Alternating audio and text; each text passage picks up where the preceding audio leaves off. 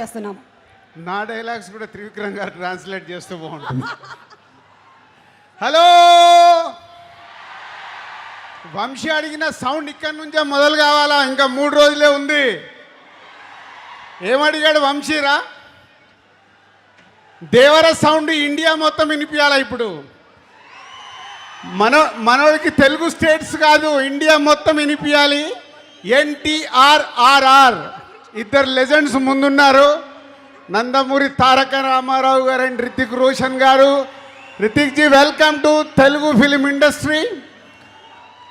And NTR చాలా రోజుల నుంచి తారక్ ప్రతి సినిమాని పట్టుకొని ఎలా హిట్లు కొడుతూ కొడుతూ కొడుతూ ఆల్ ఇండియా వరల్డ్లోనే ఇప్పుడు మన ఎన్టీఆర్ సౌండ్ వినిపిస్తూనే ఉంది. అంతేనా?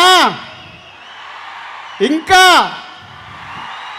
వంశీ, ఈ సౌండ్ చూస్తేనే నీకు తెలుస్తుంది 14th రోజు మనోళ్ళు మామూలుగా లేరు.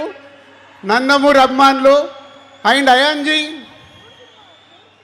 So one of the best director. చాలా కుర్రాల్లాగే కనిపిస్తున్నాడు కానీ ఆల్రెడీ 2 సూపర్ హిట్లు తీసి ఇచ్చేసాడు. హ్యాట్రిక్ కోసం రెడీగా ఉన్నాడు. మొన్నే వైఆర్ఎఫ్ అక్షయ్జీ చాలా రోజుల తర్వాత హిందీలో మొన్నే లవ్ స్టోరీ తీసి వరల్డ్ వైడ్గా హైయెస్ట్ గ్రాసర్ తెచ్చేసుకున్నారు.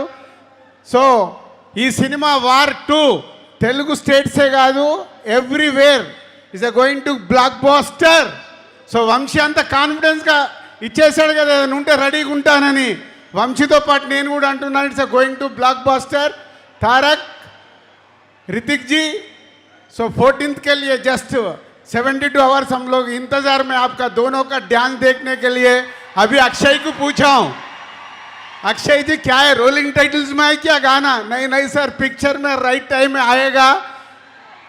పేపర్లు రెడీ పెట్టుకోండి. వాళ్ళిద్దరు ఆ కాంపిటీషన్ సాంగ్ చూడటానికి మనం RRRలో నాటు నాటు ఎలా ఉందో అలా ట్రెండ్ సెట్ కాబోతున్న సాంగ్ అది వార్లో. सर 72 आवर्स हम इंतजार कर रहे हैं वो गाना देखने के लिए पिक्चर में. Thank you very much. Thank you so much Dilraj గారు.